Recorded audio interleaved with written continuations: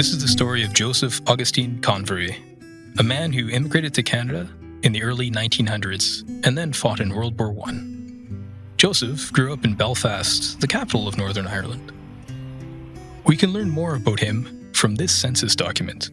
A census tells us information about who lives in an area. It's often a primary source for historical research.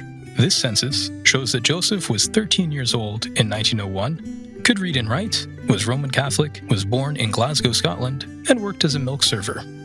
Joseph was born with a sense of adventure and did not want to stay a milk server for the rest of his life.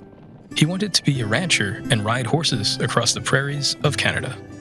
The Canadian government advertised throughout Europe to encourage hardworking people to emigrate and settle in the West. Ireland was part of the British Commonwealth, which meant a person from Ireland could settle in Canada without applying for citizenship. Looking at these posters, it's interesting to reflect on how they were portraying Canada and whether these portrayals were accurate.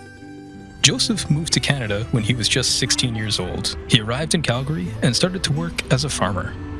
In a short time, he managed to bring his mom, dad, sister, and her husband to Calgary.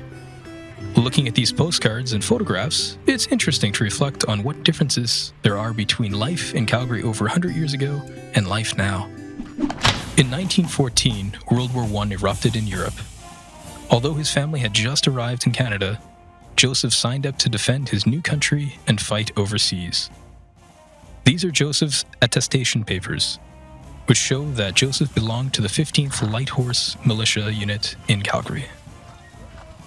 Joseph trained at Sarcee Camp, Alberta's main training facility, which held nearly 15,000 enlisted soldiers, including infantry battalions and the Canadian Mounted Rifles.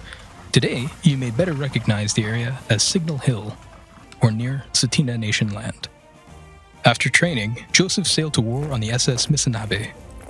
He joined the Royal Flying Corps in May 1917, and a few months later was on missions in France. When the war began, less than 11 years had passed since the Wright brothers' first flight in 1903. Joseph went to war as a fighter pilot, but this new way of fighting was very risky. The planes and their pilots faced harsh weather without heating or other modern features. While on a flying mission over France, Joseph was attacked by a German aircraft and forced to land in an area known as Appy. He was reported missing in action. Later, German forces confirmed that Joseph had been killed. After the war, Joseph was buried in Douai British Cemetery in France.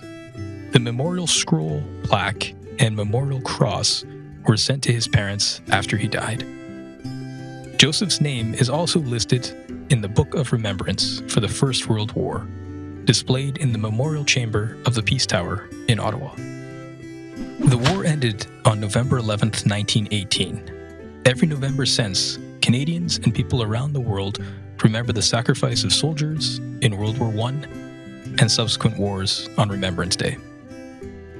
Every November in Calgary, a field of crosses is set up in the park along Memorial Drive to commemorate the thousands of Albertans who lost their lives during the war. Joseph Convery's cross is placed here every year to honor the sacrifice he made defending our country.